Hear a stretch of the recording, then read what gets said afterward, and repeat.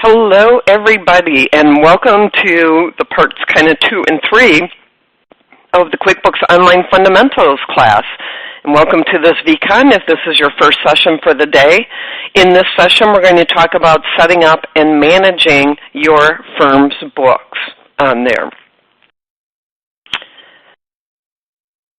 My name is M.B. Raimundi. I am a CPA from Trumbull, Connecticut, and I am an advanced certified QuickBooks Pro Advisor, both in desktop and online, as well as being certified in anything Intuit will let me be certified in. I have been teaching QuickBooks forever, it seems, for a while. Over 16 years on there, both to end users and folks like yourself, so the pro advisors and small business consultants and accountants, and it's been really a fun ride to be able to teach QuickBooks and meet all sorts of fun people and see the light bulbs going off over their heads.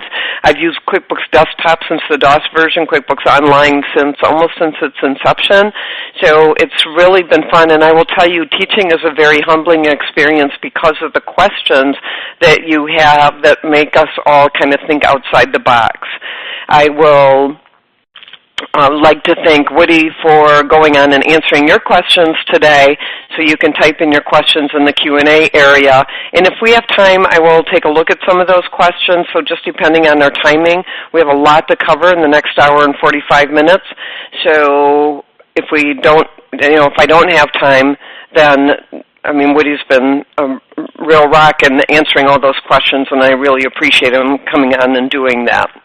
By the way, we are working in the U.S. version of QuickBooks Online today, so if you are joining us from somewhere else, Canada or UK or Australia or wherever you may be on there, I know that some of the terminology is different, some of the screens are different than what we're talking about when we're in the U.S. version here today. So you'll know the differences probably better than I will on there, but just know that your screens may be a little bit different, and I know some of the terminology is different. So this session does qualify for continuing education credit. It is for 2 hours of CPE, and I will give you some CPE keywords a few times during the session, and at the end of the session, you'll get a pop-up that will ask you to fill in those CPE keywords. And as I say, every time I do a webinar and I have to talk about the CPE keywords, number one, once we're on the off the CPE keyword slide, we cannot go back to it. And number two, my recommendation, your memory may be a lot better than mine, but my recommendation is to write down the CPE keywords so that you will have them right in front of you when it's time to fill in that quiz at the end. And then the CPE certificates will be emailed to you with the same email address you used to register for this webinar or this VCon on here, and of course you have to keep a copy, your own copy for your records for whatever governing agency you may have on there. So we have lots of learning objectives. We actually have 2 pages of learning objectives on here. So we're going to talk about using the yearbooks feature. We are going to talk about setting up a company in your books on there. We will talk about a little bit about converting from QuickBooks Desktop, and then kind of figure out what our next steps are, as well as describing going through the workflow. So we're going to set up and then we're going to use. So we'll go through the purchasing workflow, we'll go through the sales workflow, we'll look at some basic payroll in QuickBooks Online, talk about what your month-end procedures that you may have, like reconciling and looking at reports, and then, again, next steps for finding and supporting QuickBooks Online clients, and next steps to learn more about QuickBooks Online. Lots to cover. But we're going to have fun. So to those learning objectives, our agenda, two huge demos, right? One is setting up QuickBooks Online, your accountant, your books, and it's really the same that we do here would apply to our client. And then we're going to demo, we'll come back, because we have to give those CPE keywords in there, we'll come back into the PowerPoint and then go back out again and talk about using QuickBooks Online. I also want to make sure that you know about the mobile apps and the desktop apps, so we will have some screenshots on there so you can understand that, and then, of course, any Q&A that we have. So I think that we are ready to go ahead and get into QBO.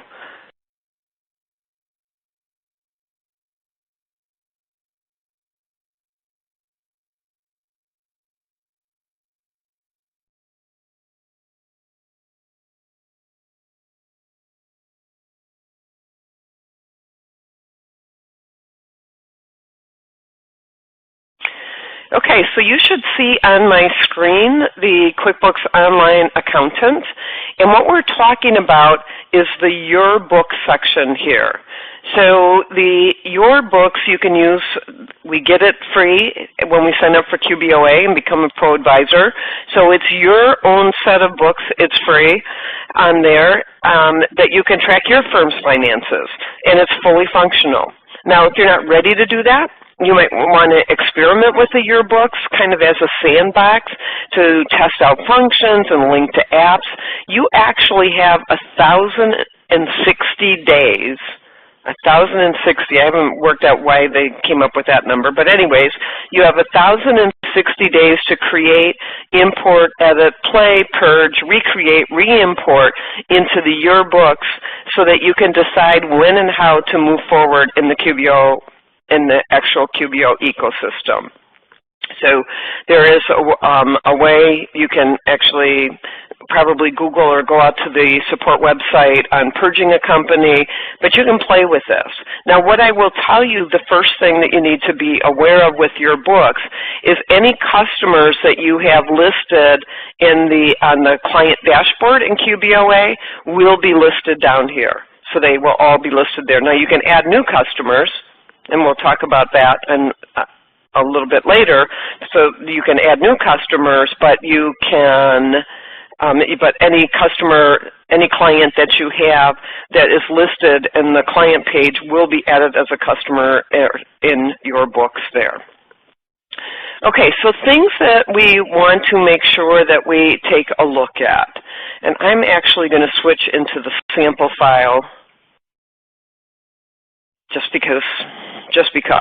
And remember, we could get to the sample file from QBOA under the big gear icon and switch to the sample file.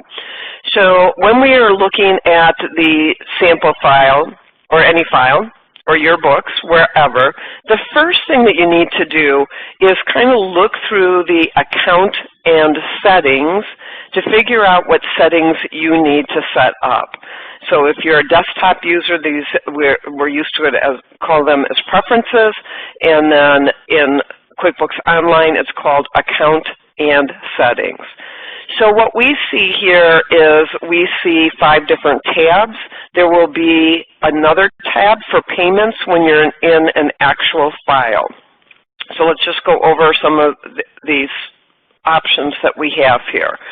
So under our company tab, of course, we have our company name, our legal name, and our employer ID. Anytime that we want to edit anything, all we have to do is click on the little pencil. A lot of times we just can click in the box, and it will open up that information. So notice we can add a logo on here. We can put in our employer ID, and we go ahead and save. And then we have our kind of contact info, and it's interesting because look at, we can have our company email, and then what do we want, what's our customer-facing email? Phone number, website, address, customer-facing address, legal address, communication with Intuit. Under our billing and subscription, we can see what we're signed up for. Now we're in a sample file, which is why we have that error showing there. As we go down to our sales settings here, we can customize our forms, and we'll talk a little bit more about that when we talk about actually working in QBO, how we can do that. But we also want to look at our sales form content. So what are our preferred invoice terms? So if we don't set up terms on a customer, what do we want our default to be? Our preferred delivery method, and again, if we click here, our preferred delivery method could be print later, send later, or none, so that it'll be marked ready to go. We can turn shipping on or off, and notice we have this little question mark here. So what does shipping do? It adds shipping fields, date, tracking number, destination, subtotal to sales forms.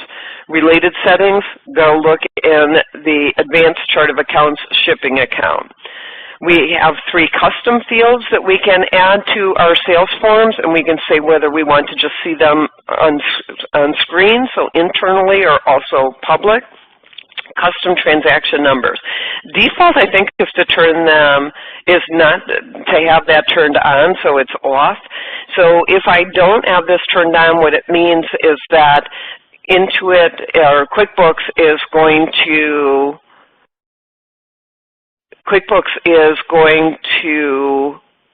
assign the numbers for me. And then, do I want to see service date?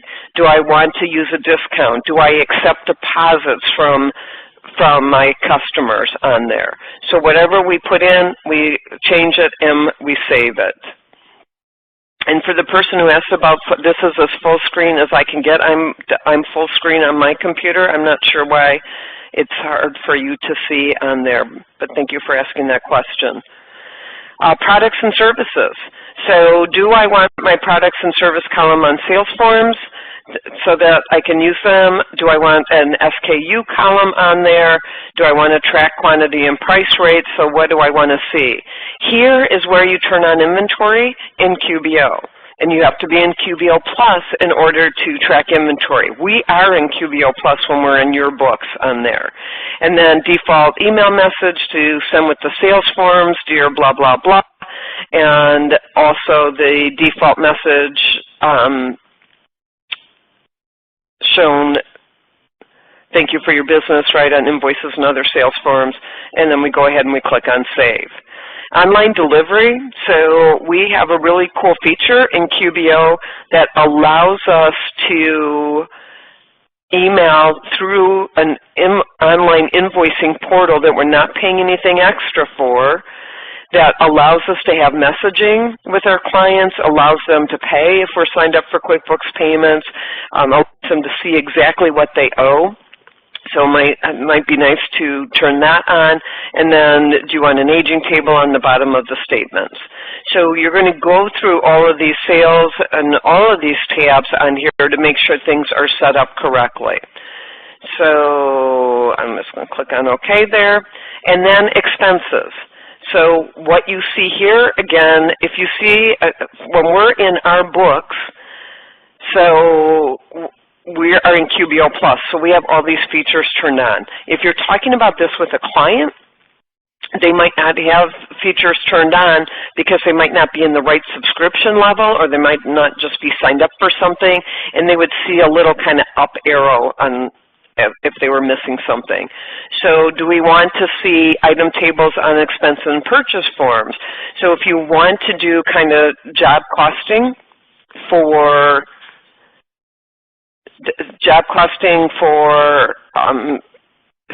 expenses, that's, costing as well as the revenue, then you might want to show item tables on there and use items rather than accounts on there. You definitely want to track expenses and items by customer.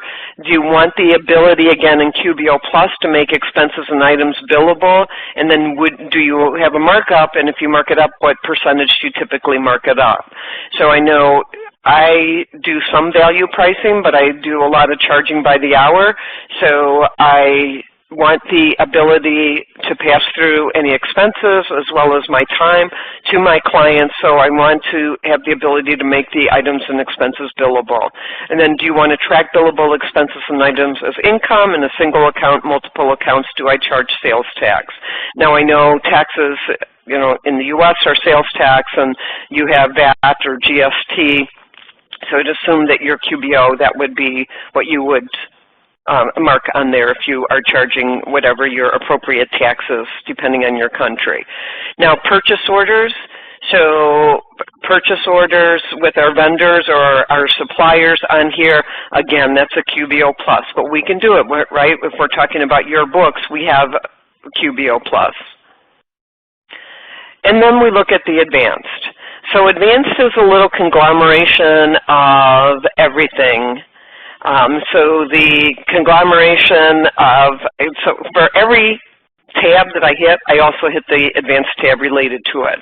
So our company we put in our federal ID, but here under the Advanced tab is where we're going to put in the first month of our fiscal year, the first month of our income tax year, our accounting method, and here's where we close the books. So if we come in here and we say we want to close the books, we can set a closing date. Now there's no formal closing in QuickBooks. It's a perpetually running system, but we look at the closing date as a locking date. I want to lock transactions before a certain date because I know that they're really good. And then do I want to allow changes after viewing a warning or allow changes after viewing a warning and entering a password? I always recommend putting a password on, even for my own books. It saves me from myself, right? Sometime I may have a brain freeze and I go to change something in a prior period. If I at least have that pop-up, and if I have the pop-up and I have to remember the password, it says, oh, right, MB, you're not supposed to make that change, or anybody else who is in my books, that, you know, if I had an internal bookkeeper on there. So you can set that closing date. You also, again, this is probably different in the global, some of the other global versions on there. So what your company type is in the U.S., that's because this matches with what's the different tax returns, U.S. tax returns that we file. So yours may be different depending on what country you're in. Chart of accounts, do we want to enable account numbers? Do we want to assign a discount account, a billable expense income account? And then we have something called categories. So our two categories in QBO are class tracking and location tracking. In class tracking, basically what you're saying, well, either of them, you're kind of saying, I'm looking at my P&L and I want to see it by ... And whatever follows that ... is what you're going to set up for either class or location tracking.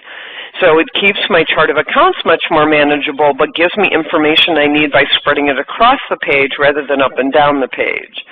So your question is, well, okay, I like that we've got another dimension we can use, but how do I know whether to choose class tracking or location tracking, or do I need both?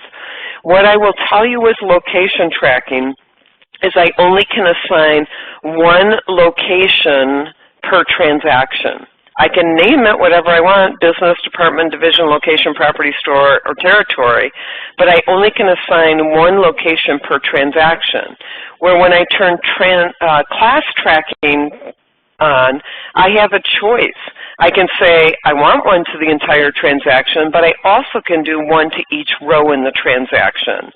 So let's say I go to Staples and I buy office supplies, and some are for Department A and some are for Department B, some are for Department C. Well, office supplies is one account on my chart of accounts that I'm going to list 3 times and assign those 3 different classes or departments to it. I can get both a P&L, I can get a P&L both by classes and by location, but if I want to do balance sheet classification, I'm going to use locations, because locations get assigned at the source of the transaction, which is typically a balance sheet account. So again, class tracking and location tracking under the Advanced tab. And then we have all these automations, and I think that, I typically turn them off. I know other pro advisors really like turning them on, but things like pre-filling forms with previously entered content, sometimes my clients forget to change that. Maybe my bookkeeper would forget to change that. Automatically applying credits, automatically invoicing unbilled activity. Again, know who you're dealing with, who's working in your books or your client's books, to know whether these automatics are going to work okay, or automatically applying bill payments. One thing I will tell you, if you do estimates, if you want to invoice based on that estimate, you need to make sure copy estimates to invoices on. I've had clients call on that saying, I don't get it. I mean, I don't get why the invoicing, why I can't copy an estimate to an invoice. It doesn't make sense. I have to retype all that information. And then I can turn on time tracking. and I can have service fields to timesheets. I can make single activity, time activity billable to the customer or not. And then here's where I turn on my multiple currency. A word to the wise, once you turn multi-currency on, you cannot turn it off again. It's in Essentials and Plus. You have your choice of what home currency that you want, even when you're in the U.S., definitely when you're global on there. And then you have other preferences, so date format, number format, customer label. I would definitely put on the warning if a duplicate check number is used. I would put on, and this is funny too because I think the default is to have it off, warn if duplicate bill number is used, and then sign me out if I'm inactive for X amount of hours. So you want to make sure that you go through all of these. If you have to change them, you either click on the pencil icon or you just actually just click in the field and keep showing you and changing things, and then I don't save them on there. You click on it and it opens it up, and then you need to make sure you click on save, and if we don't save it, it gives us that pop-up, and then when we're done, we click on done because we're done. So that's the first part of the setup. The next thing that we want to do is make sure that we set up our chart of accounts. Now, when we look, let's just go back into our QBOA Your Books on here and go to the gear icon and come over under Chart of Accounts. So we don't have very many accounts set up in our Chart of Accounts. When we set up for our client, we choose an industry. And when we choose the industry, it will help QuickBooks determine what account should be set up on the Chart of Accounts. So what are our choices in setting up our chart of accounts? I mean, chances are we're using some accounting system right now. Well, our choices are we can either add them individually, or you have the ability, when I'm in the chart of accounts and actually in importing data under the big gear icon, to import them in. And when I click on import, I can download a sample file. So then if I download that, see if I can get that to open up and move it to the other screen. So it tells me this is what we would just erase this and put in our information. So if we want account numbers, we can put account numbers in, account name, the type of account, and the detail type. So be aware that you have that ability to go ahead and import it. Now, if I don't want to import it, I can set them up individually. So I click on New, and it says what category type or account type is this. So let's say I'm setting up an expense account, so I'm going to say it's expenses. Now, beware, because not all accounting systems have this, is that in QBO you're setting up both a category or account type and this detail type. Not sure what QuickBooks does with this, but there's differing opinions. I thought it had to do with Intuit Tax Online, and one of the other trainers, I can't remember what he thought it was, but he thought it was something different. Doesn't make any difference. You have to set it up, right? It's mandatory. So if I'm looking for, I'm setting up office supplies, I'm probably going to put it under the detail type of office and general admin expenses. That's way too long.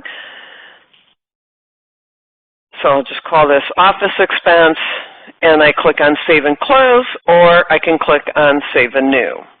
So I click on Save and Close, and I have it set up.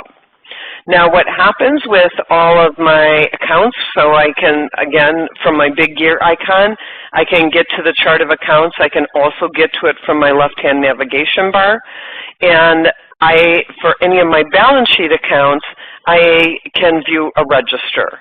And that will give me a listing of all the transactions. I'm going to switch back into my QBO so that we can see something that actually has information in it. So when I click on, oh, not account and settings, I'm sorry. When I click on the chart of accounts, I have all my accounts listed. So default is to just list them by type, but you can change how you see that. And all my balance sheet accounts are going to have a register related to them. So when I click on the register, The kind of default is to have the latest transactions first. What I like about this is I have the ability to filter this. So I use this with my clients a lot to make sure that I don't have duplicate transactions. So I'm looking for unreconciled transactions or transactions that don't have a status. And if they're old, I'm going to go back and search further to see is it a duplicate transaction or is it an old outstanding transaction for whatever reason to make sure my bank account balance is correct. So we have that.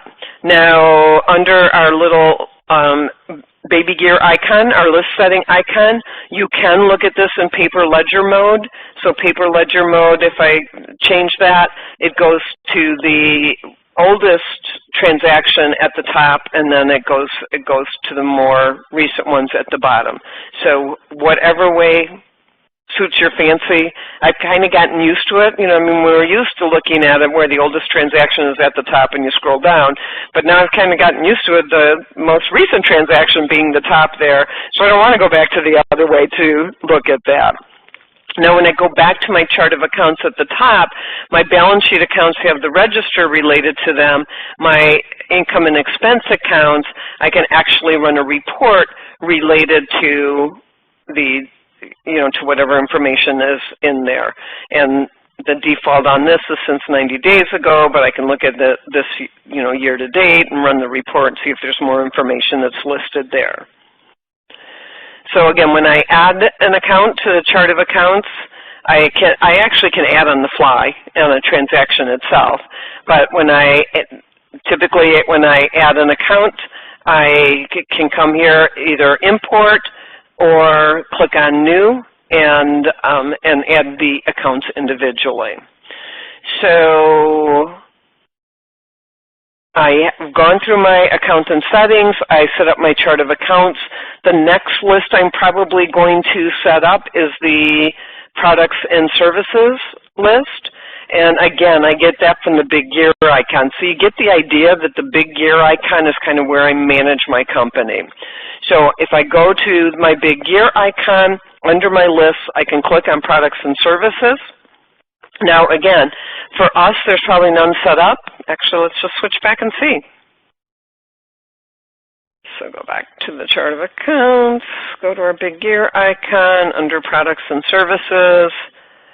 So what we have set up for us are hours and services. Not a whole lot of choice there. Okay. So when we're setting up our products and services, again, I can import, and I will be able to download a sample file where I can cut and paste and then import it in here, or I create new. So when I am creating new, my three choices right now are inventory, non-inventory, and service.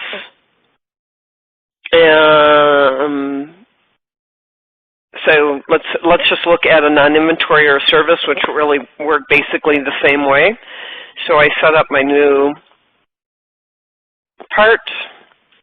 I can put an SKU in there. And then I can set up, and I don't think this is in your supplemental guide, if I want to kind of categorize things together, so put certain products or services together, I can create a main category and then add my products or services to that category. So when we go back and look, you'll see that's how things are set up. So let's do design is my category. Oh no, I set up a non-inventory. Let's do landscaping is my category, and this is solar lighting, which has to do with my landscaping. And yes, I sell this product and service. I'm not going to put a sales price in, and I want this to post to my sales of product income. So I choose what account. Now, and is it taxable or not? Now, also, I can use it on a purchase form if I say that I purchase it. Otherwise, I won't even get a choice on a purchase form to purchase it. And I know what my cost is. It's $25 or $35 a light. And then where do I want it to post to? I'll say to purchases, and I click on Save and Close. I mean, pretty simple. Now, if I'm setting up a new inventory item, again, I have to be in QBO Plus to do that. Put in my SKU if I want to. If I put in an initial quantity on hand and the as of date, it's going to actually create a transaction. So be careful on that, how you would only typically do that when you first set up. And then what asset account do I want it to post to?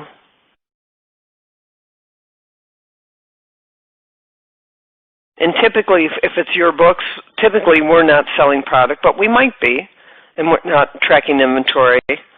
Sales of product income, and then what's my cost and where do I want it to post, and I click on Save and Close. Oh, so I have to put in something, so I'm going to put in 0 as of today. By the way, I can hit the letter T and it puts in today, and I click on Save and Close. Now, if I want to make something inactive, I can do that.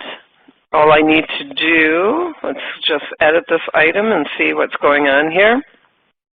So we can change type. Oops, sorry, that was to add our picture, if we want to add our picture. I forget where I can make it inactive. Wait a minute, look at my edit drop down, silly me. So I can run a report, I can duplicate it, I can go ahead and make it inactive. Now be aware that in QBO, you cannot delete anything from a list. Even if it's saying that it's deleting it, it's not really deleting it, it's making it inactive. So at least in the products and services, it says make it inactive. So all I have to do is click on make inactive. And it goes away. Now if I want to see my inactive items or reactivate them, then I look at my list setting icon, click on show more. Oh, I guess I can't show the inactive this way. On this one I can on my accounts, on my chart of accounts. So we might have to filter this and say on the top that we want to just see inactive or we want to see all. So it depends on what list you're on, how you see things that are inactive. And then we can go back to all of our lists. So we've gone through our company settings, we've set up our chart of accounts, we've set up our products and services. Then the other thing we're probably going to set up are our bank feeds.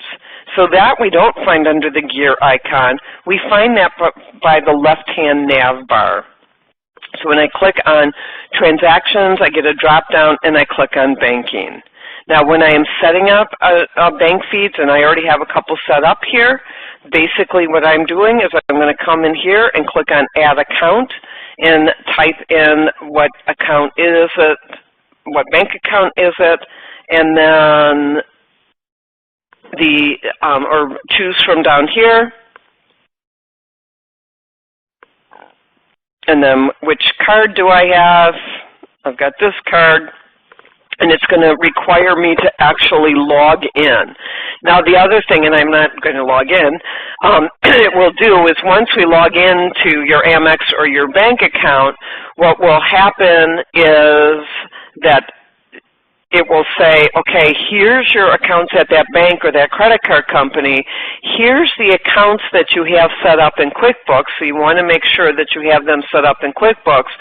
Which account on your chart of accounts do you want to map with which bank account or credit card with this bank or financial institution that you have?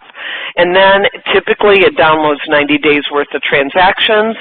It could be 0, 7, 30, or 90 days. It's up to you what you want to do on there. Now again, we're just doing setup at this point. Part of our setup may be to set up some rules. But before we set up rules, we probably have to get our customers and our vendors set up because those are other lists that we need. So when I come back on my left-hand navigation bar is one way I look for things in QBO is I can click on my customers, and that brings up my customer center.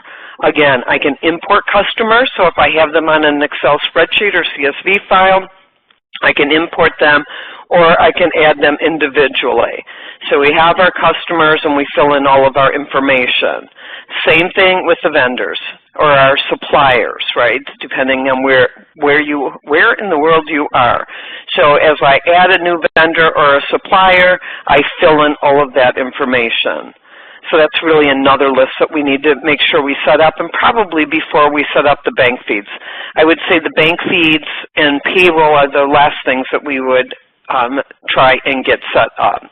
So again, when we're looking at our banking area, we would add a new account, and then as part of the setup, and we can talk about using a little bit later when we come back in here and when we're talking about using QBO, we want to set up rules.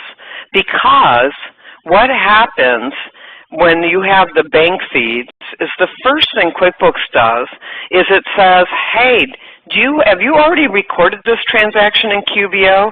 And if you have, we're going to try and match that transaction. So you see this one, Bob's Burger Joint, same date, same dollar amount, and I've already recorded it in QBO. So it's going to say, I think this is a match. All you have to do is validate it's a match. So that's the first thing it does. The second thing it does is it looks to see, is there a rule related to Bob's Burger Joint? And I can set up rules, and I like to because, you know, probably 80% of our expenses are with the same vendors, right? I mean, our utility companies are the same. You know, think about your monthly bills. So you've got your utility companies, maybe you have loan payments or lease payments. I don't know what else. You know, when I go to Staples, it always goes to office supplies. So we're going to, as part of the setup, manage those rules. And I can come in here and say that I want to create a new rule, and let's say this rule is for Hicks Hardware, and it's for money out, and I can choose which bank accounts, all of them, or it really means bank and credit card accounts. And then if the bank text contains Hicks Hardware, then I want it to be an expense type of transaction, and I wanted to use Hicks Hardware, and I wanted to post to supplies. So I set up. Now these can be pretty complex. I could say if it's Hicks Hardware and it's over $1,000, so I can say down here the amount is equal to, greater than or less than, is greater than $1,000. Then, oops, I better do less than $1,000. Then I want it to post to my supplies. And then set up another rule saying that if it's Hicks Hardware and it's greater than $1,000, I want it to post to my fixed asset account. So what will happen, and you'll see when we come back into the bank feeds area later, and we talk about using QBO, is that now I'll have the rules set up and maybe have some recognized transactions that way. So we attach our bank account and we make sure that we set up all of our rules. Now, the other thing that we want to make sure that we get set up, you know, again, when we're setting everything up, is to set up payroll. And when we're setting up payroll, again, Your Books, we get a free subscription to QuickBooks Online Payroll. So what we need to do is we are going to say that we're going to turn on payroll. I don't know what it's going to do in the sample file, so let's just see. I'll probably get some pop-up that says, that's not working. Or it's just going to think forever. Spinny, spinny, spinny. Well, yeah, it doesn't like it. So let's come back over here and go to our employees and our Your Books. Your Books on here. And you would say turn on payroll. Now for our clients, they have a choice of, and maybe us too, have a choice of the two internal payrolls, the QuickBooks Online Payroll where we really do everything, or the QuickBooks Full Service Payroll where we'll create the paychecks but then we'll upload the information, or we don't have to really upload. Intuit will go ahead and make our tax deposits to our quarterly and our annual filing. So basically what happens when you turn on payroll, it's going to walk you through an actual payroll setup. And if you're using full service payroll, Intuit will actually help you get that all set up. So right here we have our company name. Look at this person will help me right now. My chat live up there. And then as I scroll down the bottom, what's our bank account number, our routing transit number, I click on next. And I'm not going to go through all of this, but we have to set up our employees. So you can see at the top, you have your company, you have your employees, you have your compliance, which is your tax setup, and then actually verify.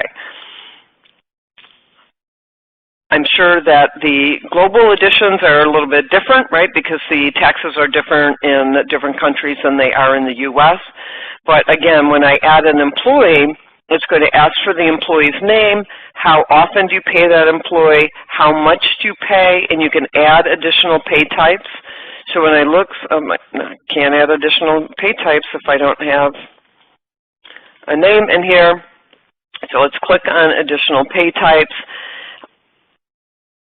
And do I pay her hourly, salary, or commission only? And then I can add a different hourly rate on there. I can also pay overtime, double overtime, sick pay, vacation pay, holiday, bonus commission, even more ways to pay. Not common. Actually, I just set this up for a client the other day where, what were we setting up? I think it was like employee loans or advances or something. And we would click on that and then click on done. And we'd have to put in like the W-4 kind of information that we need in the states for both federal and state. Whoops, I didn't mean to add me. Whoops. And we can do direct deposit. So we would just walk through and get the payroll set up. Now the last thing that we want to talk about related to this is actually adding users, right? Because part of our setup is we're going to go through the company settings or account and settings depending on where you are on that. We're going to get the chart of accounts set up. We're going to get the products and services set up. We're going to get our customers and vendors set up. We are going to turn on payroll. If we're going to use that payroll, we're going to get our bank feeds set up. And then we need to decide who is going to access it. Now remember, if we're talking about your books, we're just identifying which one of our team members is getting access to my firm's books. If we're in a client, then we are going to go under the gear icon and under the Your Company, click on Manage Users, and this is where we can add the regular company users or we can invite the accountant users on there. So you want to make sure that you have that all set up.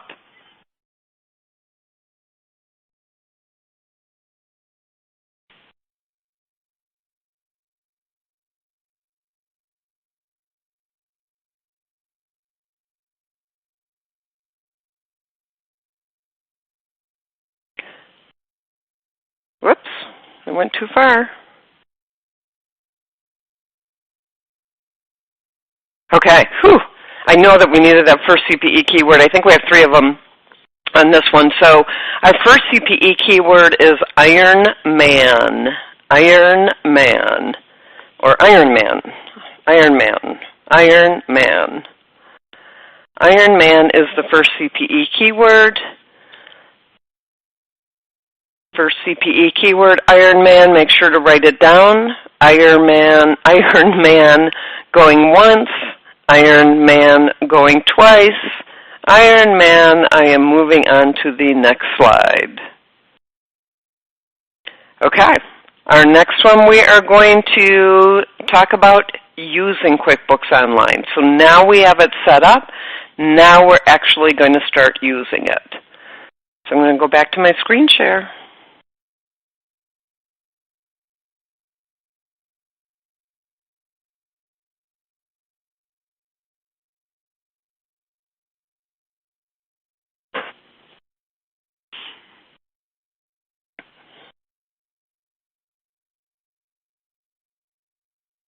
We're getting there.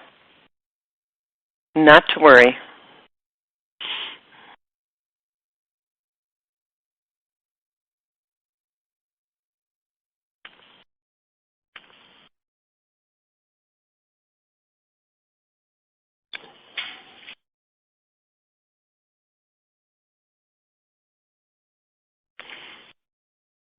Okay, so let's first of all talk about kind of general navigation, right? How do we get around QBO? So just like when we talked about QBOA in the last session, we have similar things in QBO on how to get around. Now, if we are in your books,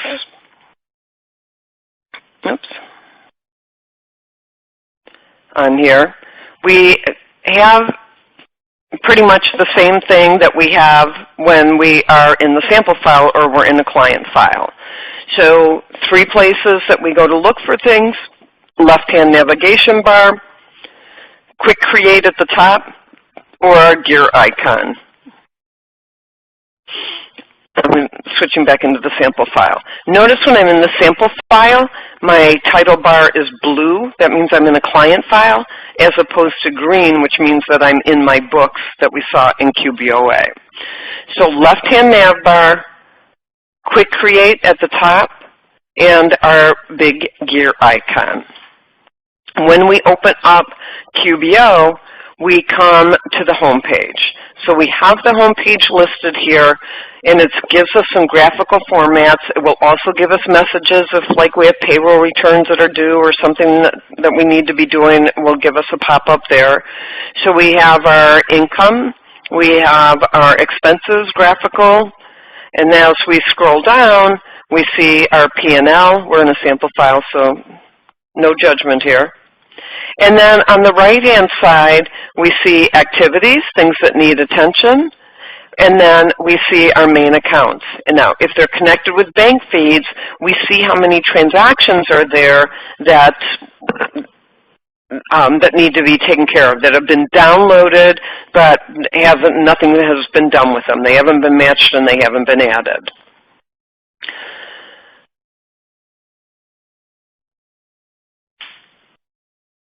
Okay, what else do we have across the top? Now, if we're an accountant, we have an accountant toolbox, and that is this little briefcase.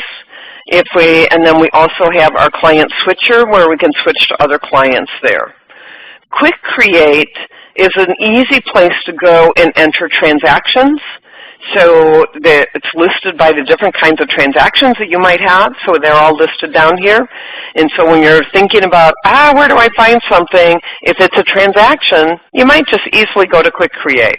Now, there are 2 or 3 different ways we can do everything in QuickBooks, so you just have to figure out what's the best workflow for you. We also have what's called a universal search box on here. So for us, what we see is that we can search by transaction number, by date. We can actually start typing in the name of a report and search for a report. And we see a listing of recent transactions. So what our clients experience is a little bit different.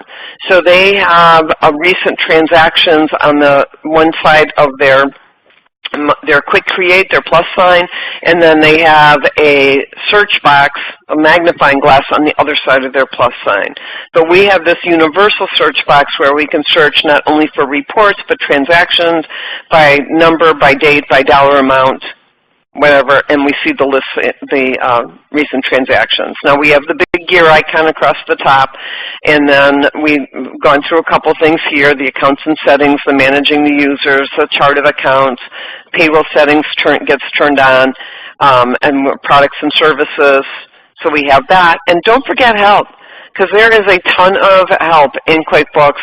You can either chat now or search or call the phone number that is listed there. So that's our kind of toolbar that goes across the top. If we want to get back into QBOA when we're in a client, we can click on the green QB accountant up here. So we start out on the left-hand nav bar with our home page, which we just went over.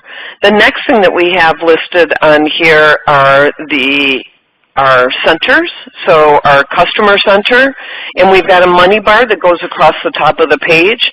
I like this, right, because it gives us potential revenue. It gives us the open receivables and how many of them are overdue and what's been paid within the last 30 days. So we talked about setup, how we could add a new customer. It's listed by customer. We can easily put in information and any name of the customer in the search box here, which I absolutely love. So I don't have to type in Freeman Sporting Goods. If I just start typing in SP, I get the Freeman Sporting Goods and the two jobs or sub-customers that are underneath that, which is really pretty cool. I can print this, I can bring it to Excel, and then we have our list settings. What columns do we want to see? Do we want to include inactive? Remember, showing inactive on the chart of accounts is different, or on the products and services is different. And then how many rows do we actually want to see? So when we click on a name in the Customer Center, then we see a listing of transactions related to that customer, or we can click on the Customer Detail tab to get the more information related to that customer. Now our big blue action button in the upper right-hand corner, when we're talking in one of our name centers, will bring us to, when we're on the detail page, will bring us to a new transaction. Invoice, payment estimate, sales receipt. Now, one of the things that I like about looking at the Customer Center in total is that I have an action column, and that action column gives the next suggested action. So for Amy's Bird Sanctuary, because she owes me money, the next suggested action is to receive payment. Makes sense. Bill's Windsurf, receive payment. Cool Cars doesn't owe me anything. Maybe it's create an invoice. Again, another place where we can go and enter transactions. So lots of choices, including the Quick Create at the top there. Then we have our vendors or our supplier center. Again, money bar. What's our potential expenses, so open purchase orders, what our open payables are, and how many of them are overdue. I'm not doing so good. Out of my 5 open bills, 4 of them are overdue, luckily for not too much of a dollar amount, and what I paid within the last 30 days. I can add a new vendor here. I see a list of vendors. I see my next suggested action, and I can click on the vendor to get to the vendor detail page and get a listing of transactions, or click on the vendors themselves, or then I have my new transaction, which would be all of our purchases. And again, we're going to go through the workflow in a little while here. And then we already kind of looked at the employees on our left-hand nav bar. Under our transactions, we have the bank feeds, and we have 2 more centers. So we have what's called a sales center, same money bar, but we don't have a listing of the customers. We have a listing of transactions. That can be filtered. So for a particular transaction type, for a particular status or delivery method, dates, particular customer. And we have an expenses center. And same thing, purchase related to the purchase side, and we see a listing of all of those purchase kinds of transactions. And then another place we can access the chart of accounts, and if we want to view the register, we would view the register. The other thing we have on the left-hand nav bar are our reports. So we'll come back a little bit later when we're talking about our, what we need to do monthly on there. So we have those reports, and then taxes. So in our case, we have both sales tax turned on and payroll taxes. So I have subs under there. If I didn't have it turned on, this might just say sales tax, or it might just say payroll tax. But once I have more, we have taxes, and then we have a drop down. So again, when I'm looking to do something, left-hand nav bar, quick create, gear icon, use your search bar, to your search box, your universal search box to help you. And then another thing that can help you, let's go up here and create an invoice, is that when we're on a transaction and we're looking for a recent transaction, we have this little backwards arrow with the clock on it, and we can get a listing of our recent transactions of that transaction type. So that's really pretty cool to have those recent transactions. Okay, so that's kind of moving around. Though let me give you a couple more tips before we actually start going through the workflow. So tips that we have. You may notice that we are in Chrome, and that we're in Chrome for a couple of reasons. I mean, QBO is optimized for Chrome.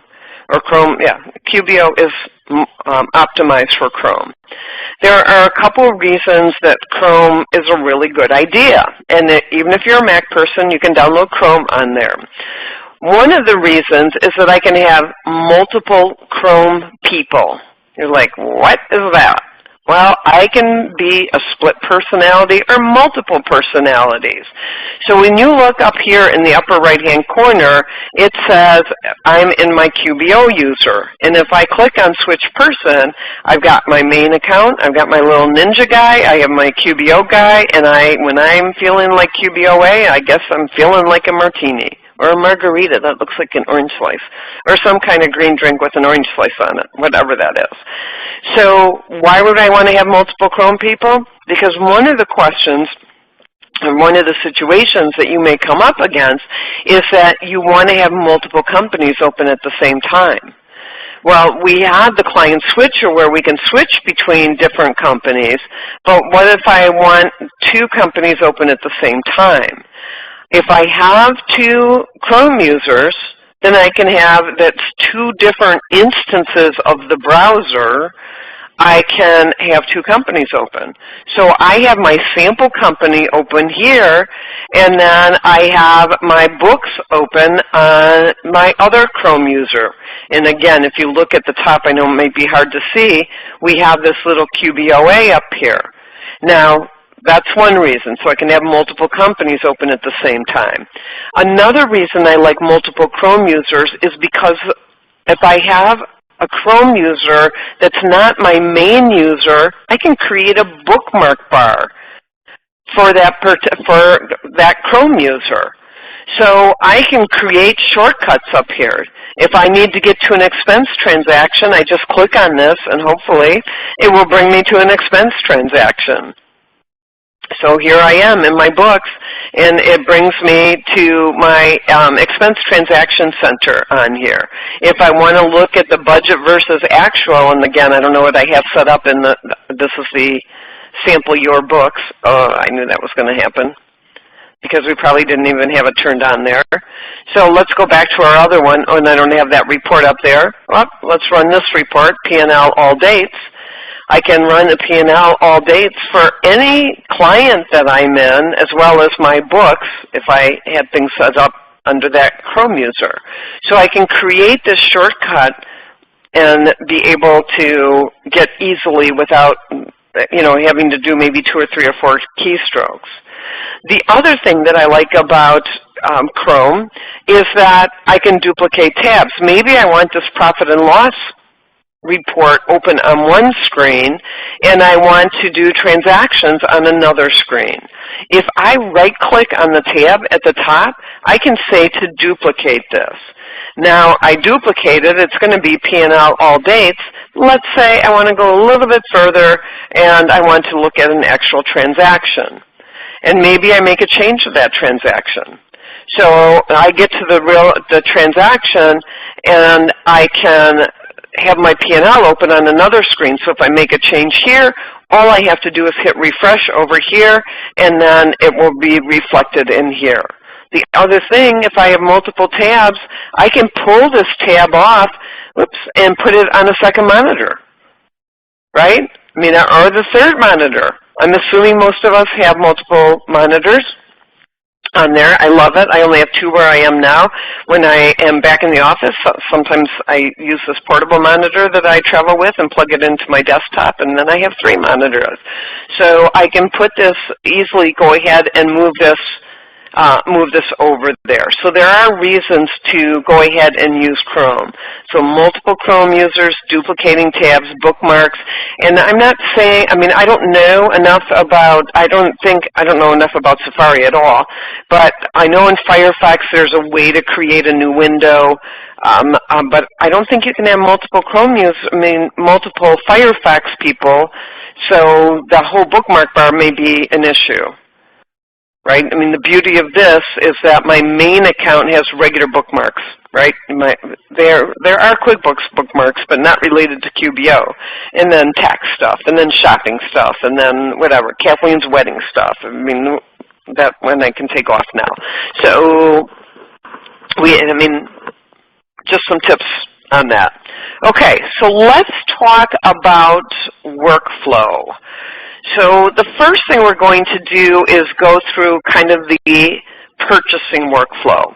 In definitely any area, I know we went through the account and settings or company settings, but if you're starting something new, you want to make sure you go back and look at those.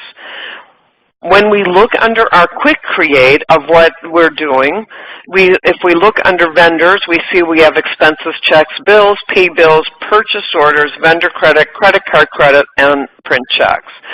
So if we are using QBO Plus, we might start out with a purchase order. So I create a purchase order, and I create a purchase order for Diego's Road Warriors, and who am I going to have it shipped to? I'm not going to have it shipped anywhere. Again, these are some custom fields in the ship via. So interestingly enough, I can either just post it to an account on a chart of accounts, or I can use an item. So this is, see if I have automobile, and this is repair work. Because I want to know that when he's done that I'm going to owe this money, and it's $13.50. Oops, 6. And if it were to a customer, again, depending on what settings I have set up on there, and then I save and send, or save and close, and save and new, and I have my purchase order set up. That's fine. So we have that set up. Now, that's one thing we can do. If we come in here to our vendors, notice that we have 2 purchase orders. I can actually filter by our money bar in here, and here's our Diego's Road Warrior body shop. So what's our next thing to do is to go ahead and create a bill. Now, what happens when I create a bill, it says, hey, there's this little drawer that comes out to the side. MB, you have a purchase order related to that. Do you want to go ahead and add this purchase order? And I'm going to say yes. And now this, I must have pre-fill turned on, so I'm going to trash can this line here, and then I just have my automobile repair work. If there was additional work that he did for me, I could add it here. When I get that bill, I can put in the bill number, what the reference number is for that. The terms, I can put in the terms as, you know, this is not 30, and then I save it. So when I'm going to save and close this. So when I am entering the bills, I can do it, I can clear my vendors on here. I can do it vendor by vendor on there. I can do it from my Quick Create and enter a bill. So this is if I want to track payables. Now, if I don't have a purchase order, I mean, I don't have to do a purchase order. I can just come in here and enter a bill. So here's Bob's Burger Joint, sent me a bill due in 10 days, dated June 22nd, and bill number was this, and what was this for? It was for meals and entertainment, catering party, parati, I must have parati too much, and it was $234.87. Assign it to a customer or not, right? And then save and close, save and new, whatever. So I can create from scratch, I can create from the purchase order, whatever makes the most sense to me. So I can enter the purchase order or not, enter the bill, and then pay bills. Now, a couple ways we can pay bills. If, you know, Bob's Burger Joint was due in 10 days and Diego Road Warriors was due in 30 days, if I just want to come in here and make a payment to Bob's Burger Joint, I can do it right here from the vendor center or from the actual bill itself. If I want to pay multiple bills at the same time, then I'm going to go under my Quick Create and click on Pay Bills. And here's a listing of all of our bills. I say, what account am I paying it out of? So am I paying by credit card? Am I paying by a bank account? If I'm paying by a bank account, am I handwriting, or am I going to print them later? And then what bills do I want to pay? I think I'll go ahead and pay my overdue bills and not pay any of the other ones. And I can click on Save and Print, or I'm going to wait and just say Save and Close and print all of my checks off at the same time. Now, the next kind of transaction that we want to take a look at, another kind of workflow, is an expense type of transaction. So remember, we have our expense center, our expense transaction center, which includes all of our types of transactions. So here's a bill, bill payment check, purchase order, bill, credit card expense, credit card credit, and then we have this expense transaction. So this is a transaction type, I think, unique to QBO. I'm not sure I've seen it anywhere else, but I guess other accounting systems could have it. And the transaction kind of changes character depending on what account what my source account is going to be. What account am I posting to? Not the expense account, but up here at the top, I have a choice of posting to either a bank type of account or a credit card type of account. So our expense transaction allows us to post multiple purchases that are either posting to a bank account or a credit card account at one time. So I think about, like, I have contractor clients, and they are really good at saving their receipts in the little pouch in the door of their trucks. So they come in, and I'm trying to teach them with QBO, take a picture, but they dump a whole bunch of receipts on my desk. And of course, then I get Colleen, who does some bookkeeping, and say, get these into QBO. Well, she could use her mobile app and take a picture and create an expense that way. Or she could enter them here. That may be a debit card transaction, and so she says this is a checking transaction. It's coming out of checking.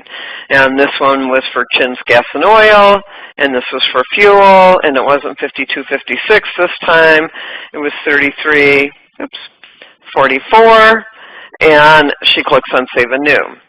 And then the next receipt that she pulls out, they actually was Bob's Burger Joint, and he didn't charge anything.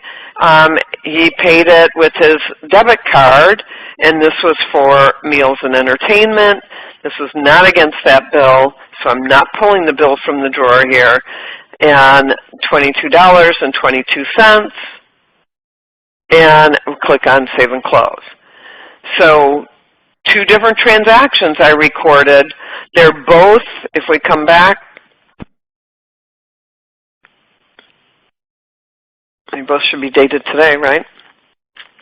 I think so, on here. So 2 different expenses that I have, but one of them, I can't tell where they come out unless I look at it. One of them came out of my bank account, and one of them was paid by credit card. So it's kind of a unique transaction. Now, we don't always have to track everything through accounts payable, right? We may track a lot of things through accounts payable. We may use the expenses for things like debit card and credit card transactions, but we also may want to just use our write check screen to record our purchase transactions. So a lot of times what I find my clients do, and even I might do this, is that if I get a bill in, if I open up the mail and I get a bill in, and it's something that I want to remember that I need to pay, but I don't really need to pay it right now, I'll enter that bill, right? And then I go through Enter Bills, Pay Bills. But I have other transactions like my utility bills that come automatically out of my bank account, maybe a car payment or a loan payment. Do I really need to enter bills, pay bills, or do I just want to make sure that that transaction is in there? And we can create recurring transactions. I may just use the write check screen. And in fact, even if like my utility bills are on automatic pay, I use the write check screen And in the check number or in the memo, I'll put EFT on there. So in that case, I would not mark it to print, and I don't know if we put the check number in here. So EFT, and I come in here, and let's just say it's Brosnahan Insurance Agency that I pay every month. And I pay them for insurance, and it's $123.77, not billable, not taxable. And actually, probably what I would do, if this were the same every month, is I would mark this recurring. So down at the bottom, we can mark it recurring and say, okay, for the next 8 months, put in $123.77. So that's if it's automatically coming out of my bank account. And what happens if I am actually printing the check? Well, then I'm going to come in here and say, Books by Bessie, out of my checking account, mark this to be printed later, and this is for legal and professional fees for $55.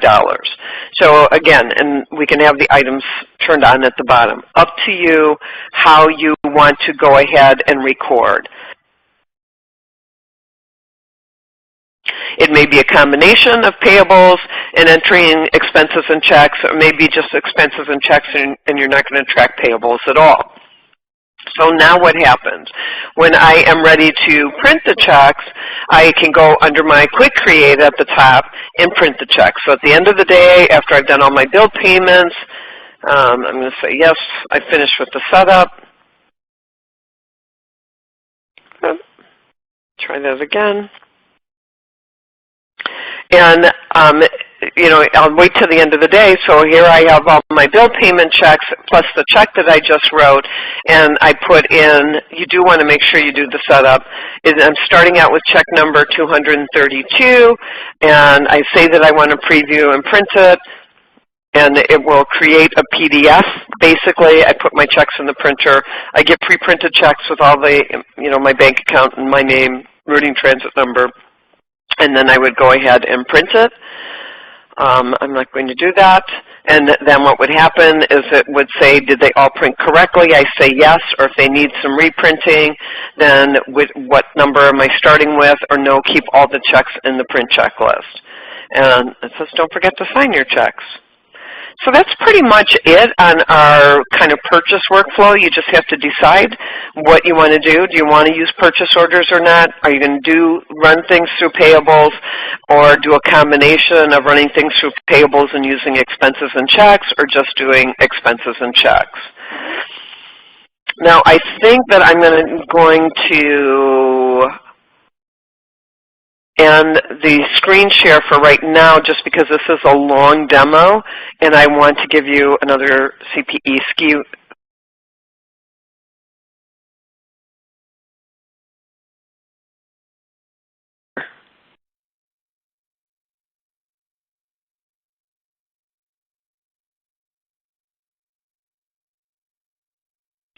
Okay, our second CPE keyword is the word Thor. Thor is our second CPE keyword. Make sure that you write down the word Thor. Thor is the second CPE keyword. Thor, write it down. Are you seeing a theme with these CPE keywords? Thor, Thor, Thor.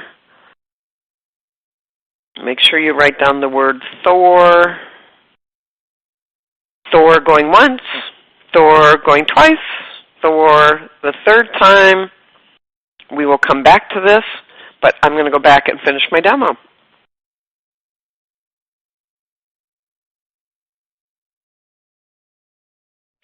Okay, so we went through the purchase workflow. Now we're going to go through the sales workflow.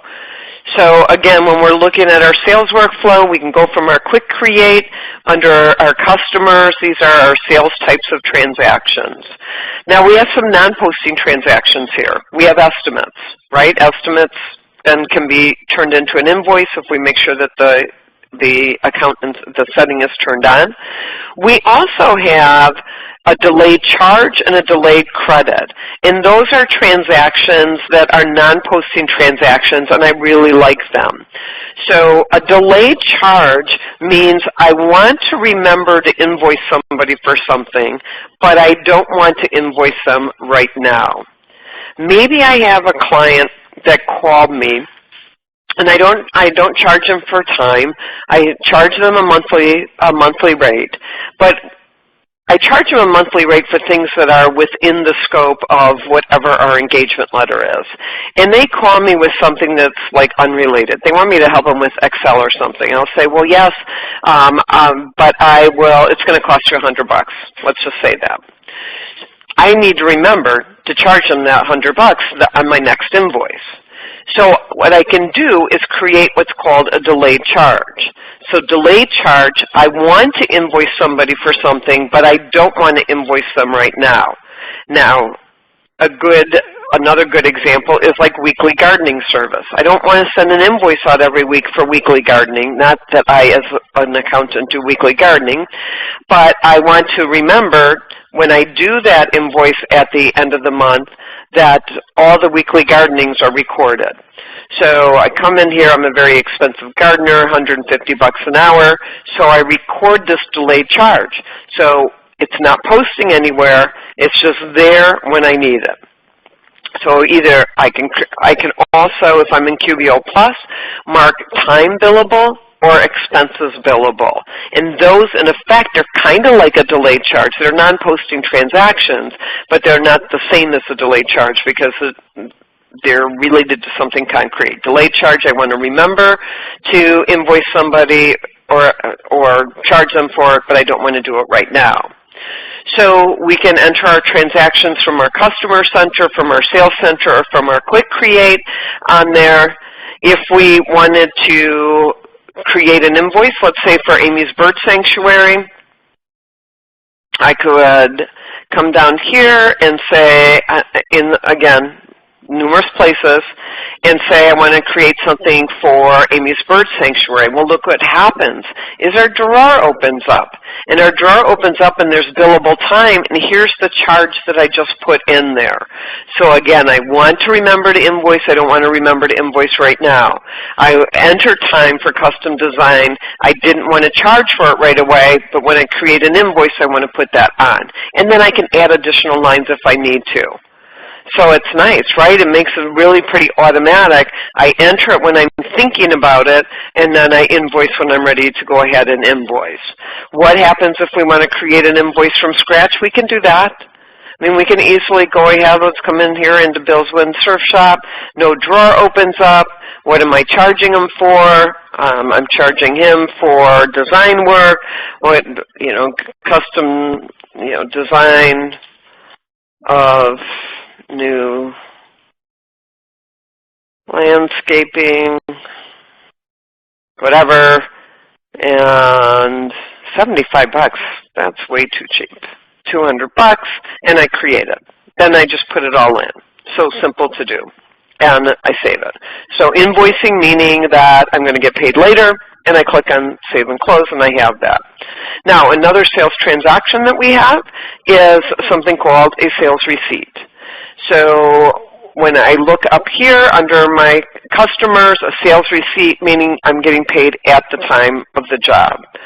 So Cool Cars, I come in here, and they paid me, and they paid me by check, and I put in the check number, and I'm probably going to have it post to undeposited funds. So undeposited funds, meaning I've received it, I haven't gone down to the bank, and what I did for them is I sold them some lighting, and it cost them $5,000. I'm not going to mark it taxable. So I'm bypassing receivables, I'm increasing my income account, and the payment is going into undeposited funds for right now. So I invoice, or I create a sales receipt depending on whether I'm getting paid at the time of sale. Now, if I'm invoicing, my next step is going to be to receive payment. And I see that here, Bills, Win, Surf Shop. If I come in and I click on Receive Payment, on here it says, gives me a list of open invoices. Did I get paid for all of those? Nope. That one from back in April, he still hasn't paid yet. He only paid the $800, and he paid by whatever check on here, and this was the check number, and I'm going to have this post to undeposited funds. So I either invoice and receive payment, or I create a sales receipt. I typically use undeposited funds, and the next thing I'm going to do is make a deposit. So when I click on bank deposit, the first half of it, first of all, I say what account am I depositing it to and when am I actually depositing it, what's the date of the deposit, and then what am I depositing. So my first choices I have here are all those payments that I received either from a sales receipt or from a payment transaction related to an invoice that I can say are going into this deposit. I can add something at the bottom here. So I have Brosnahan Insurance Company. They gave me some kind of insurance refund, and they gave me $12.32, and that will add to the deposit. So if I get things unrelated to what I'm in business for, then I can add that at the bottom of the deposit. Pulls things from undeposited funds, puts this Brosnahan Insurance against the insurance expense account, and I have my deposit ready to go.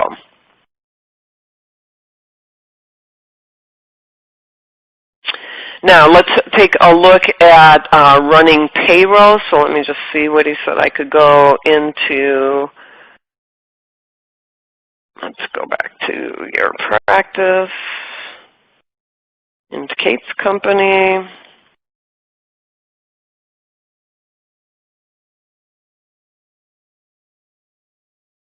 So basically, if I want to run payroll, I am going to say that I want to run payroll. I'm not going to go through the whole thing, but I'll say that I want to run payroll. Oh, I can't because I have to update my billing info to run payroll. But basically what happens when I run payroll is it will pull the hours if I've used time tracking, or I enter the hours, or it will pull the salary, and then I make sure it's the right bank account and the right pay date, and then I review and submit that payroll on there. And then what will happen if I want to look at reports, I can see payroll details. I can see my payroll tax liability. If I look under all reports, I have my managed payroll report. So you have all of these different reports that you can take a look at. Payroll summary, payroll billing summary, payroll tax and wage, deductions and contributions, total payroll cost. So you can take a look at those reports there. Now, while we're on reports, what are other things that we want to look at? Well, our key reports are going to be the profit and loss and the balance sheet. So when we're thinking about what our monthly routine is, we want to look at those reports. But before we do that, we want to make sure that everything is reconciled. So we want to make sure that we reconcile our bank accounts, and we can do that from our big gear icon and click on Reconcile. So when I click on Reconcile, we haven't reconciled yet. I'm going to click on Reconcile now. So what account am I reconciling? What's the date? The reconciliation, what's the statement ending balance,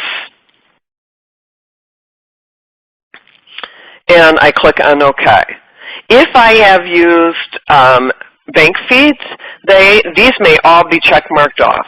But basically we're saying if it's on the statement, then I check it off in QuickBooks. Again, if I'm using bank feeds, that's going to happen automatically. And then I come in here, and this cleared, and this cleared, and that one didn't, and this did, and this did, and this did, and this did, and this did. You get the idea.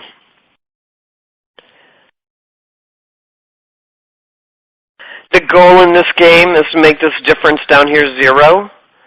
If I ignore the game, I can go ahead and click on Finish Now. and it will say it's out of balance, but I could add an adjustment and click on Add an Adjustment. So what happens once I reconcile, I will see all my past reconciliations listed here by whatever account I have up on the top, and I can get to the reconciliation report, which is a static report, so I can go ahead and see that. The other thing, I will see if somebody forced a bank rec, so that's what this auto adjustment is. And then our changes column is if somebody made a change to an already reconciled transaction. So if I came back in here, and I see that if you were in the QBOA session on there, I would see the changes to already reconciled transactions in QBOA. I get the warning, the transaction is reconciled, are you sure you want to change it? Sometimes I get weird things here. Let's go back to the reconciliation. And when I look at my reconciliation history now, I have a changes column. And when I click on that, it gives me a listing of the changes to already reconciled transactions, what the original amount was, what the current amount is, what changed, and the amount of the change. And I actually can go back in and put this back to what it was before. Now, if it was deleted, I can't put it back, but between this and the audit log, I would be able to re-input it. But any of these changes are going to make the beginning balance be off when you go to do your next month's bank reconciliation. So you have to be aware of that. And I mean, it may be okay, it may not be okay. If it was a deleted transaction and I re-input it, then I know my beginning balance should be off by that amount, and I would just check mark it off when I put it in there. So as part of my monthly routine, I want to reconcile my accounts. Now, not only my bank accounts, but my credit card accounts. And sometimes I reconcile other accounts. So, for example, I have a retainers account or a customer deposit account that I want. So, you know, if I'm doing work for you, I ask for money up front, and then we work off of that, right? And then, so I create an invoice and I apply that deposit that you gave me against the invoice. Well, I want to see a list of open deposits, and the way I do that is I create a report that totals by payee or by customer, and then anything that has a balance will show there. Well, actually, that's not true, because what will show there, total by customers, anybody that I posted something to in that customer deposit account, which is a liability account. So I've added one more filter to it and said that I just want to see something, the ones that are not cleared. And I reconcile that account. So as soon as you use up your deposit, I reconcile that account and clear off, you know, the whatever, $1,000 that you gave me, the $1,000 that I applied on the invoice, and it takes it off of the report. So now my report only shows people that have an open balance because I put that cleared filter on there. So the takeaway from this is that you can reconcile not only your bank accounts and your credit card accounts, but you might want to reconcile other accounts too. And then we want to look at reports. So we come in here, and our recommended reports, our key reports are definitely going to be our profit and loss statement and our balance sheet. So I can pull it up and run it as it is. So this is running for last month. Maybe that's okay. Maybe I need to customize it. So I can customize my dates right here. And anything that doesn't say custom is relative to whatever today's date is.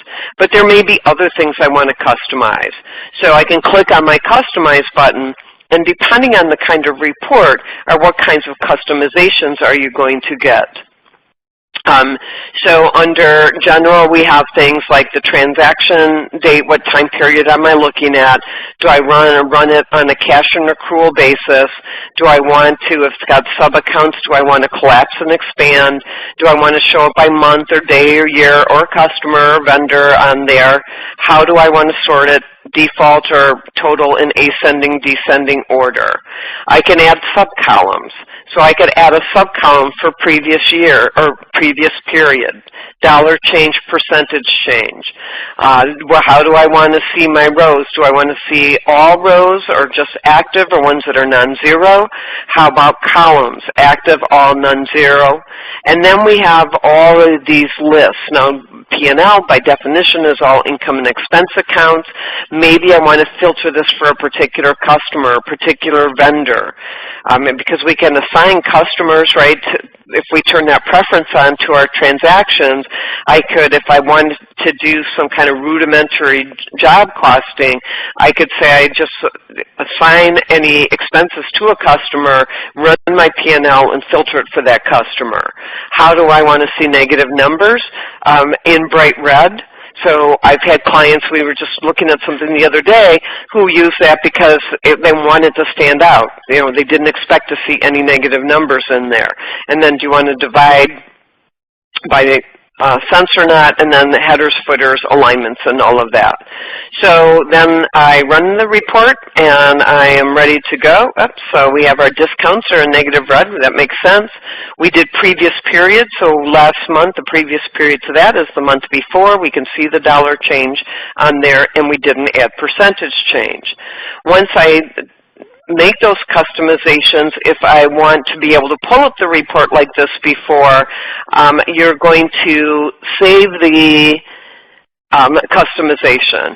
And what do I want to call this? Maybe I want to call it my P&L comparison report. I can add it to a group so it can be emailed out. So maybe I have a monthly report group. And I can say whether I want to share this report with other company users, or do I want to just keep it on my list of customized reports. So now I have that customization saved. Other things that you see at the top is I can print the report. Obviously, that would make sense that I'd be able to print it. I can email the report. So who do I want to send it to? So I could just email it now, different than the report group that we're talking about. I can export it to Excel if I want to. So I just go ahead and click on Excel, and I'm ready to go. I can come up here and collapse the report. Now, let's say I want to send out the P&L and the balance sheet together. I want them to go out automatically. I need to pull them up and save the customization. So here's my balance sheet as of last month, so same time period. I don't care about the month before. Even if I'm not doing anything to this report, then I have to save the customizations. So I'm going to add this to my group, and I'm going to add it to my monthly reports, and then click on OK.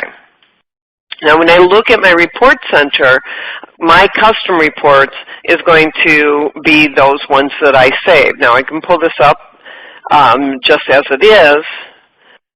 I can pull this up just as it is. I can edit it. I can export it as a PDF. I can export it as an Excel spreadsheet. If I want to pull it up, I click on the name, and I'm ready to go. But what I really want to show you is how this is unscheduled.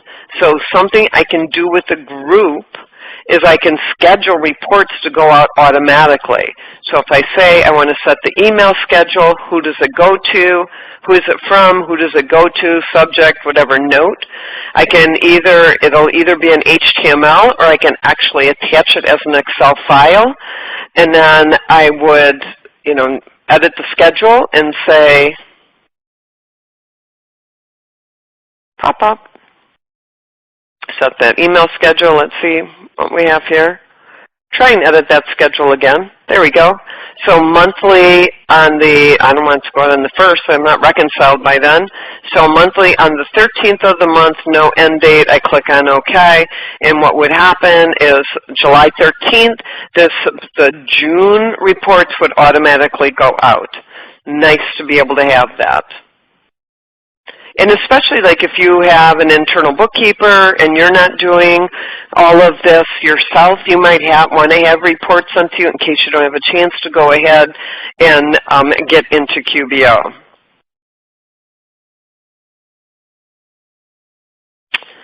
So I think we're done going through the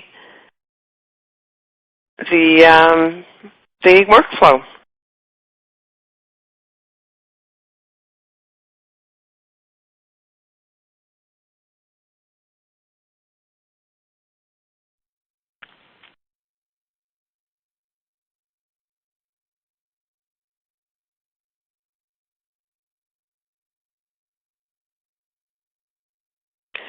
Okay, so let's talk about the desktop apps. So there are desktop apps both for QBO and QBOA. It's free. It's for Windows or Mac. I thought my end time was at 30 minutes after the hour. Let me find the third keyword to put up. I don't know where it is. So let's put up our third CPE keyword.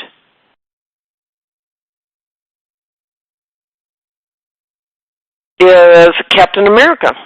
So Captain America is the third CPE keyword. Third CPE keyword is Captain America. Captain America going once. Captain America going twice. Captain America. I am going to go back to my desktop apps.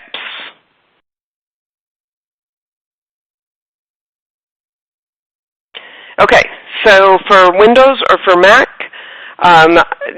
it's actually an app that you can download. It will allow you to work within multiple windows, so you can pull the multiple windows off to second monitors if you want.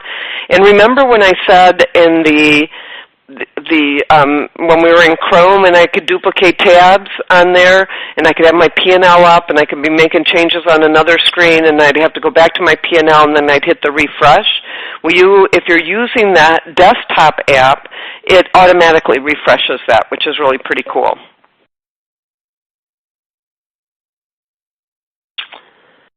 So we are going to talk about apps tomorrow. I know there's more sessions today, and then I think one of the later sessions tomorrow, there are more on using and connecting apps on there. But where you find the desktop app for Mac and Windows is at apps.com. So I'm just going to give you a little introduction to apps on there. There are also the mobile apps. So that you go to the iTunes Store or wherever you go, the Play Store for Google, where you can view and edit the customer information, send invoices, create estimates, create your expenses, give you all sorts of good information there. And I think that's all I have on here, so I'm going to go through some of the questions, but just to make sure you know what resources there are for you, the Intuit QuickBooks Care Team is absolutely awesome. I mean, QuickBooks Help itself is really good, but if you click on Help, it will give you the phone number, the 888-333-3451, or you could live chat. You can do all sorts of searching in there. There's the sales number up here. There is the QBO blog. So if there are any changes made to QuickBooks, which happens like every 4 or 5 weeks, then you will be able to see those changes in the QBO blog, plus they put out other really cool articles. So make sure you take a look at that, see what else is being offered on the Accountant University. For that, you go to QuickBooks.com under the Accountant drop-down menu, Learn and Support, and then you'll get to the Accountant University. Intuit's been really good and really generous with us in offering us like free live webinars, VCons, things like this, where we get free CPE.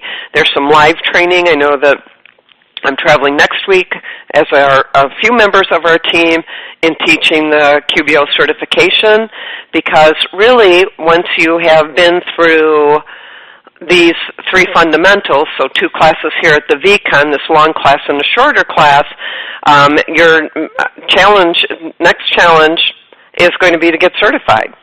So before you do that, your challenge is to set up your books. So you've got it. Remember, you have the 1,060 days to play around with it and purge it and reconvert and do all of that. Get your first client up on QBO, so decide who that might be, so maybe your first 3 clients on there, and then get certified. So again, from your left-hand nav bar in QBO, you can go into in QBOA, you can go into your Pro Advisor portal. There are pre-recorded sessions in the supplemental guides, or there are live webinars, so similar to what we're doing today. It's a 4-hour webinar, or I think next week is the final week of our training. If you're in Portland or Seattle, come see me. I think that Heather and Stacy are going to be in New Jersey and Boston, and there may be one more team out next week. So hopefully we will see you there. So let me just go and see what questions I saw before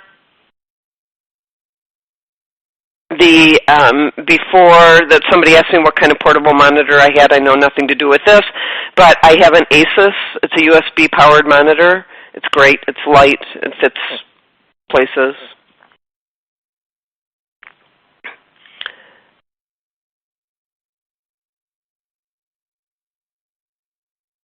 I'm reviewing the questions on here. One question is,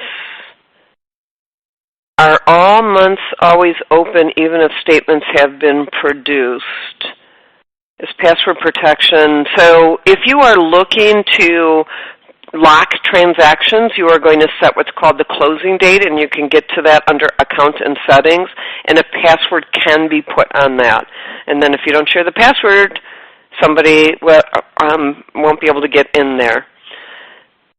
So another question is, if I don't reconcile every month, does that mean my report's not right? I mean, it doesn't mean that. It just is, by reconciling, we're making sure that those reports are correct, right? Because we really don't know until we reconcile if we have recorded things correctly, right? We may have recorded something different than what the bank or the credit card has, or forgotten to put something in there. So you inactivate an account on the chart of accounts by looking under the drop-down menu under Edit and making it inactive. And we're not covering time tracking in here, Barbara, but we do cover it in other sessions, definitely in the QBO cert on there. As far as getting certified and signing up for the Pro Advisor program, you do need to recertify for QBO every 365 days.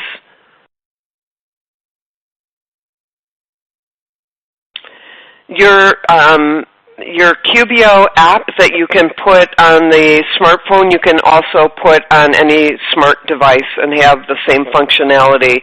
When you have a bigger screen, you might want to just log in through the browser because you have full functionality through the browser, as opposed to the mobile app doesn't have complete functionality.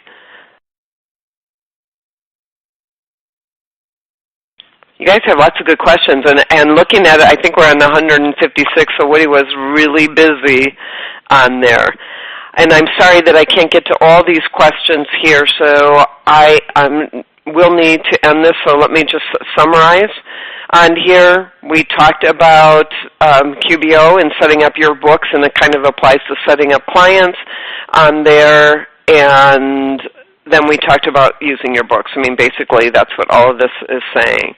I definitely want to thank everybody for coming today. I hope that you learned a lot. Please feel free to attend any of the other VCon sessions. Perhaps I will see you at one of them. Otherwise, have a great day, and thank you for attending, and we'll catch you on the other side.